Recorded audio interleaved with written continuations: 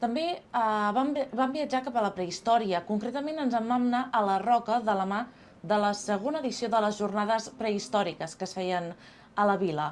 Vam fer una ruta guiada i vam assistir a moltes activitats que hi havien preparades pels més petits.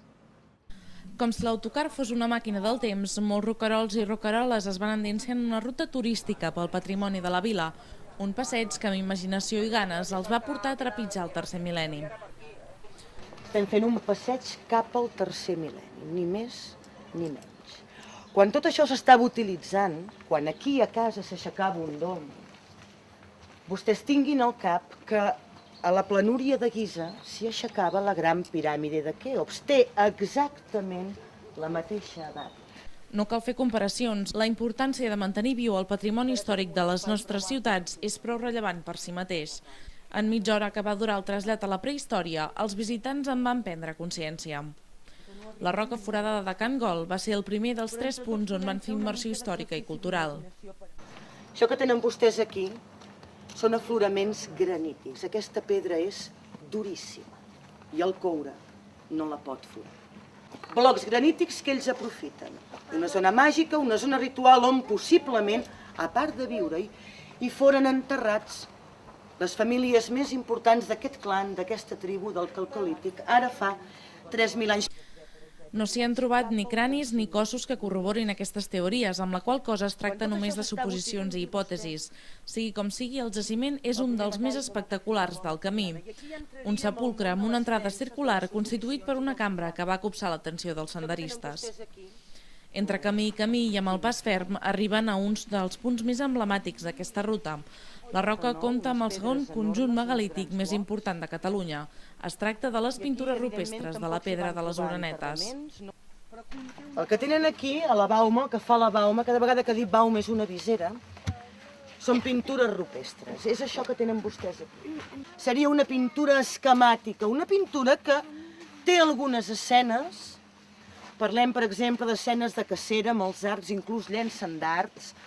Parlem, per exemple, d'escenes de reunió de gent, escenes de recol·lecció. Aquests signes i motius pintats de color vermell van ser l'any 1998 declarats Patrimoni de la Humanitat per la UNESCO.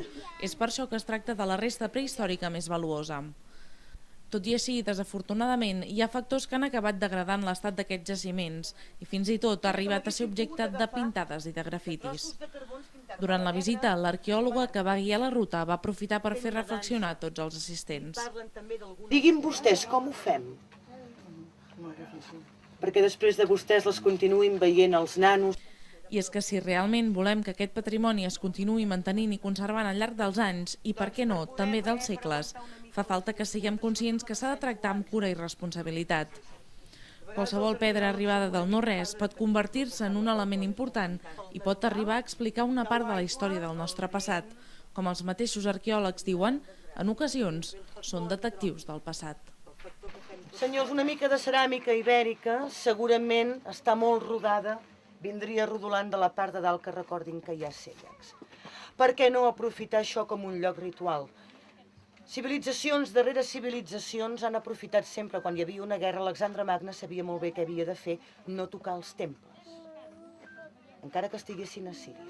Són llocs que es respecten. Nosaltres d'aquella manera. Dels 3 jaciments visitats, l'últim era l'únic que no estava allà de manera natural. L'home, amb les seves mans i les poques eines de què disposava, va anar construint-lo part per part. Es tracta d'una cista, és a dir, una tomba en forma de capsa o cofre. Tot i així, hi ha qui diu que és un dolmen. Això està construït. I això que tenim aquí és una tomba, la cambra sepulcral d'una tomba. En conjunt es tracta d'una zona on s'hi documenten uns 20 jaciments diferents i que ha estat intensament ocupada al llarg de la història. És el segon parc prehistòric més important de Catalunya, després del de l'Empordà. Durant tot el matí es van realitzar multitud de visites simultànies perquè tothom pogués gaudir de l'espectacularitat d'aquests elements històrics. La cara de la gent en acabar la ruta ho deixava ben clar: satisfacció absoluta i aprenentatge. Ho vaig conèixer per internet i no coneixíem que hi havia aquesta ruta tan important aquí a la Roca del Vallès. Soc de Montcada i molt bé, la veritat és que un altre dia sí que faré la ruta sencera. Una oportunitat única de poder conèixer més a fons el que és tota la història directament.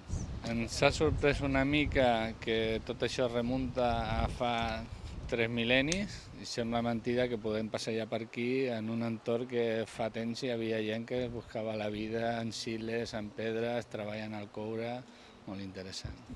La jornada prehistòrica, però, no s'acabava aquí. A la Verneda de la Roca els esperaven activitats de tota mena, sempre relacionades amb el tercer mil·lenni.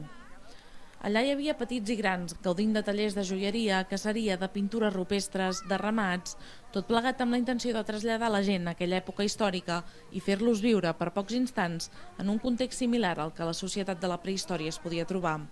Els més petits van ser els que més van gaudir de tot plegat. He fet un collaret amb com minerals de la prehistòria. Llavors